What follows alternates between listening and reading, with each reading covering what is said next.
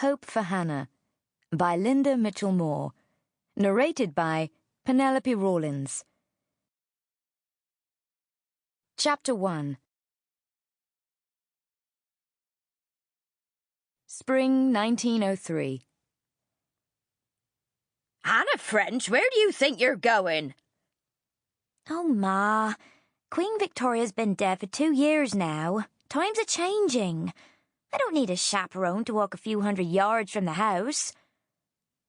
Hannah sighed. Where did her mother think she was going up here on the moor, for goodness sake? Where was there to go, apart from across the bracken and the heather into even more moorland? Sometimes she felt so trapped. There was another world out there beyond the moors, and Hannah longed to see it. And more's the pity. I hope you're not meeting someone, my girl. Hannah's widowed mother, Edith, tipped flour from the scale into a bowl, then threw in a generous pinch of salt. She turned her back on Hannah to fetch butter from the meat safe beside the back door, and Hannah knew that turning her back was her mother's way of saying the conversation was closed. But Hannah needed to let her mother know that she was 19 years old now, a young woman with a job at the village school, and that she couldn't be treated like a child anymore. Who is there to meet? Hannah said. There's only cows and sheep out there. And rough farm hands with too much beer in their bellies. Not everyone's like Pa was. Hannah heard her mother's sharp intake of breath.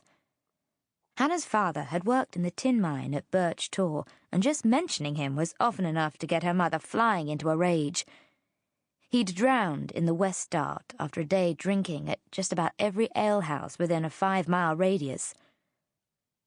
And thank the good Lord for that, Edith said, taking a knife and chopping the knob of butter angrily in half, adding it to the bowl to make pastry.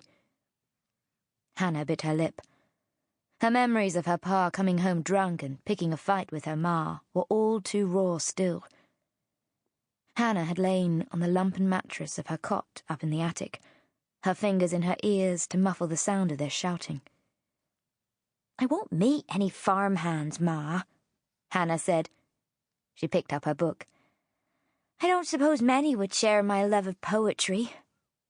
Poetry? What good's that going to be to you? Knowing how to judge just when the cream's ready to clot would be far more useful to you.